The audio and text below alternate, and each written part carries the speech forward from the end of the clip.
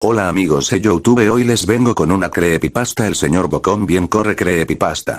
Durante mi niñez, mi familia era como una gota de agua en un gran río. Nunca permanecíamos en un solo lugar por mucho tiempo. Nos mudamos a Rhode Island cuando tenía 8 años, y permanecimos ahí hasta que fui a la universidad en Colorado Springs. La mayoría de mis memorias son de cuando vivía en Rhode Island, pero hay fragmentos en mi mente de los muchos hogares en los que habité, cuando era mucho más joven.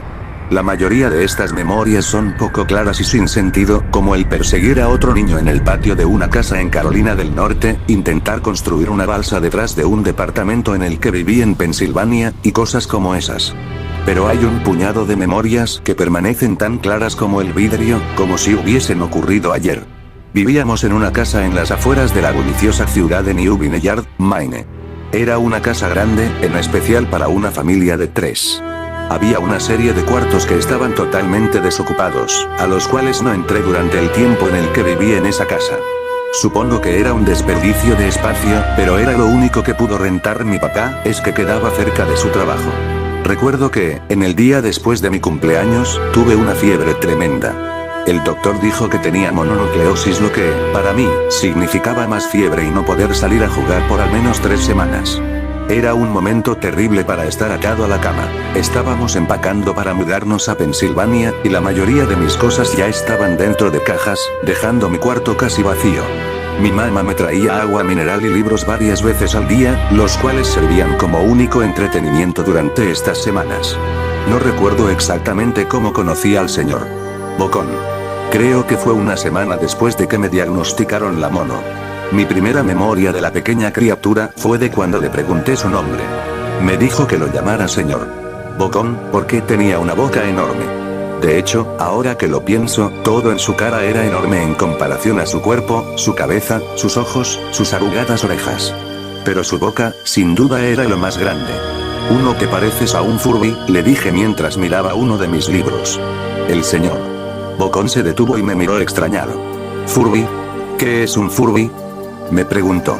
«Tú sabes, el juguete peludo con orejas enormes, lo puedes acariciar y alimentar, casi como una mascota real. O tú no necesitas uno de esos.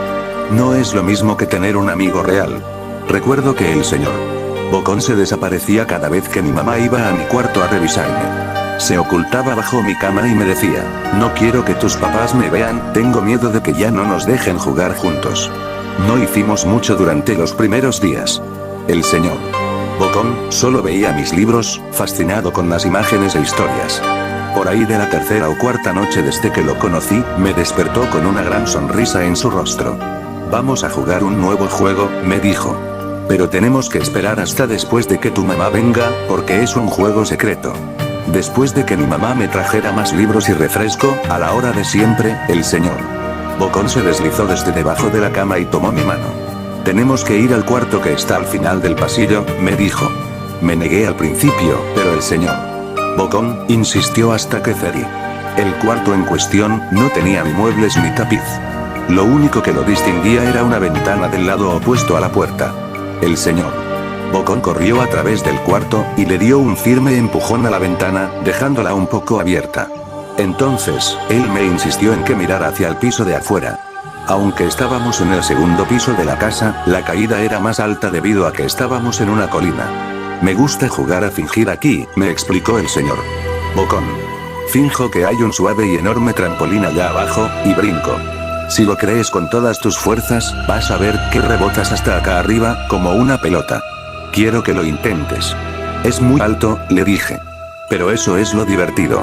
No sería tan divertido si fuera una caída corta. De ser así, mejor si rebotaras en un trampolín real». Recuerdo haber jugado con la idea, dejarme caer en el fresco aire, y rebotar en algo que mis ojos no podían ver. Pero lo realista en mí prevaleció.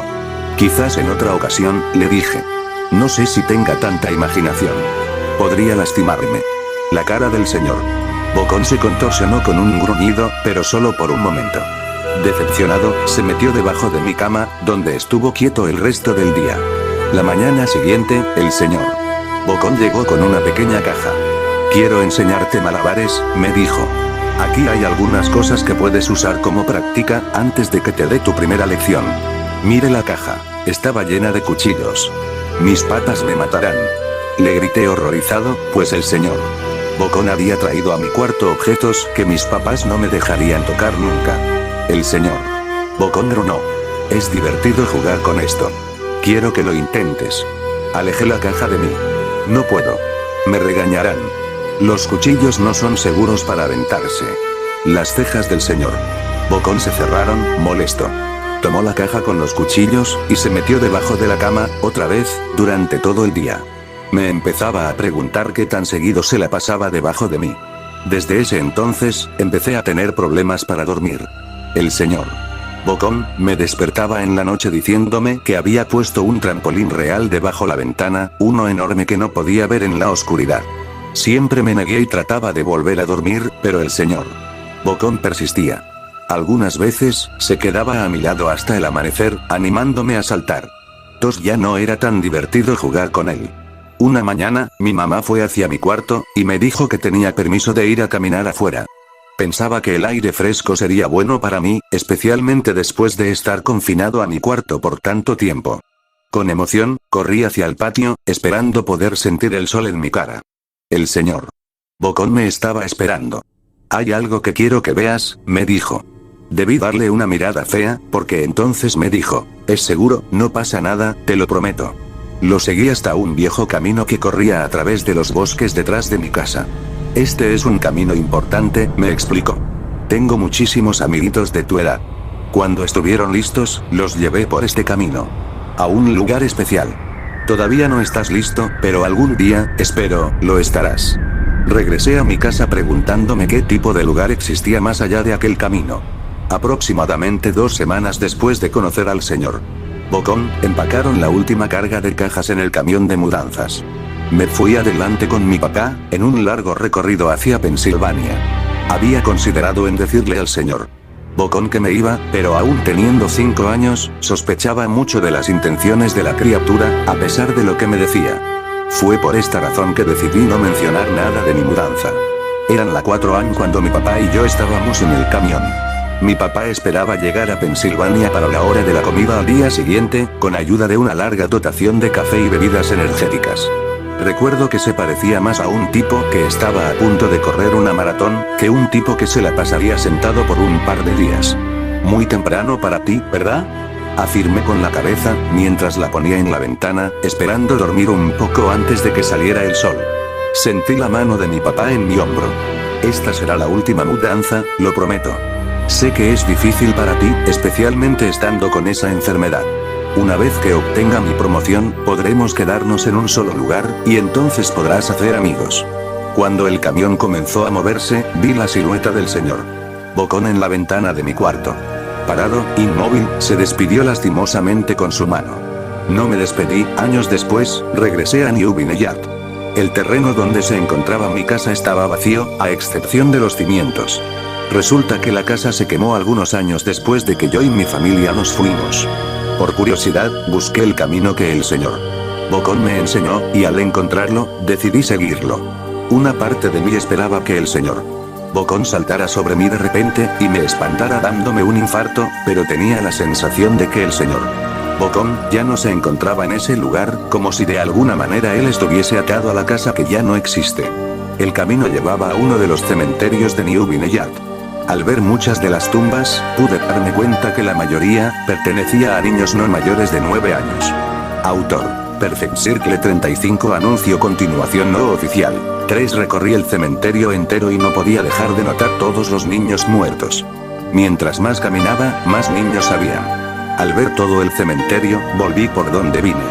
Mientras iba por ese camino, al igual que cuando iba, tenía el presentimiento de que el señor Bocón se lanzaría a asustarme, solo que esta vez era un sentimiento aún más fuerte y más desesperante, ya que pensaba que también querría terminar lo que empezó. Salí del camino, y nada pasó. Así que confirmé lo que antes había considerado.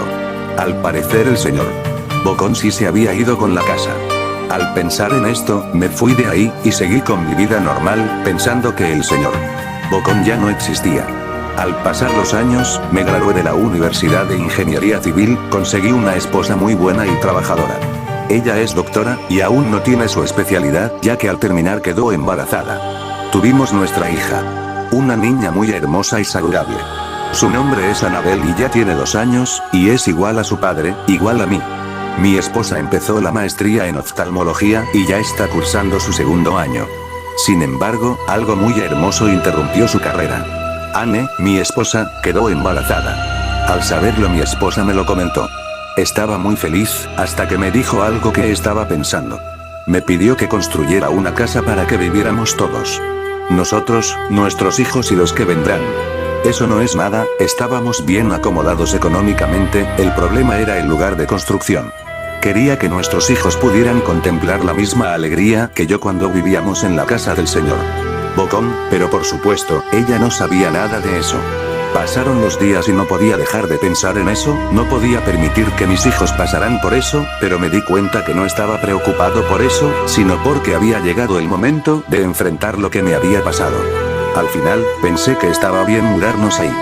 Ya que mis hijos no vivirán encerrados como yo lo hacía, sino libres, y con la atención de sus padres.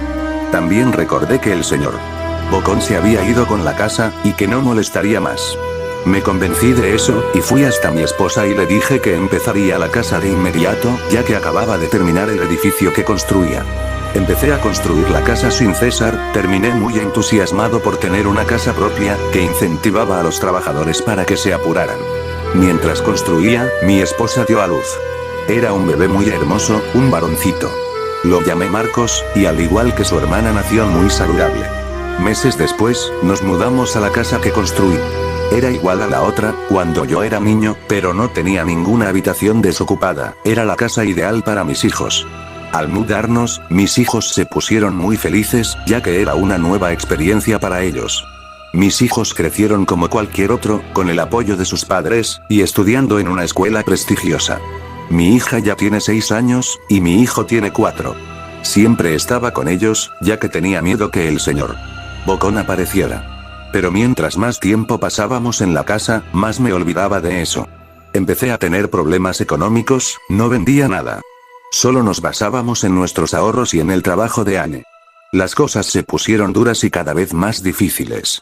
Tenía que estar más presente en el trabajo, incluso en la casa estaba pendiente de eso, y ese fue mi error. Tanto Anne como yo empezamos a descuidar a nuestros hijos, solo pensábamos en dinero. Un día, mientras no estábamos, mi hijo empezó a ver cosas, las cuales les contó a mi hija, que desde ahí también empezó a verlas. Eso que veían era mi pesadilla más grande, el señor Bocón. Poco a poco se ganó la confianza de mis hijos, igual que yo de pequeño. Pero mis hijos no fueron tan fuertes como yo lo fui. Un día fui a buscarlos a su habitación, ya que tenía mucho sin estar con ellos, y necesitaba su cariño. Entré a su cuarto y no estaban. Los busqué por toda la casa, de pie a cabeza, no los encontré. Ahí me acordé de lo que había pasado. Desesperadamente fui hacia el cementerio que el señor Bocón quería llevarme. Al entrar vi que todo estaba igual, pero desesperado recorrí el cementerio buscando a mis hijos y al señor Bocón. Desde lejos, pude ver 2 tumbas separadas de las demás, y encima de ellas estaba el señor Bocón. Fui corriendo rápidamente y al llegar, él me dijo, tarde. Muy tarde. Lo lamento, pero tuve que hacer eso, es que no me diste otra opción. Pero, alguien tenía que sufrir las consecuencias de tus actos. Cuando te fuiste aquel día, sin siquiera despedirte, nunca me olvidé de ti, ¿sabes? Incluso cuando veía mientras destruían mi casa. No podía dejar de pensar cómo fuiste el único niño que se escapó de mis manos. Tenía que hacer algo, y tus hijos fueron el mejor remedio que pude pedir al decirme todo esto. Fui hacia él corriendo muy enojado y lo intenté agarrar. Pero al toparlo traspasé su cuerpo como si fuera una ilusión. Y volteándose hacia mí desapareció. Al volver a la casa, le dije a Anne lo sucedido. Y al ver la tumba de los niños me creyó. Destruí la casa y le dije a todo el mundo lo sucedido. Me internaron en un manicomio, mientras que a mi esposa le dejaron libre. Pasé los siguientes años de mi vida lamentando todo lo pasado. Pensaba en mis hijos, en mi esposa, mis padres, en el señor Bocón. Son cosas que no podía dejar de pensar. Pero algo frustrante me preocupaba, tenía miedo de que alguien volviera a construir una casa en ese lugar. Pasaban los años, y mientras Anne me visitaba nada pasaba con la casa, seguía destruida, tal como la dejé. Mi vejez se acerca, pero no me preocupo por eso.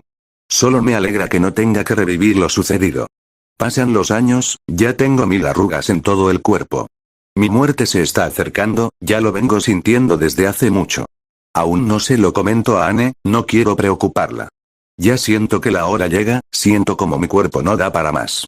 Me sentía feliz, ya que el señor Bocón nunca aparecería de nuevo. Tenía mucho sin tener decepciones, pero creo que la vida quería darme otra antes de morir. Anne llegó, muy triste al parecer. Supuse que le entristecía mi muerte, y era cierto. Pero nada le entristecía más que decirme la verdad. Me miró a los ojos, y segundos antes de morir y sentir como la vida se me escapa me dijo, lamento decirte esto mi vida. Pero en el lugar de nuestra casa construirán un orfanato. Lo siento. Nunca pude superar esto, morí sabiendo que miles de niños iban a morir, igual que mis hijos. Igual como debía hacerlo yo. Si les gustó dale me gusta suscríbete soy Smurfing Loquendo me despido.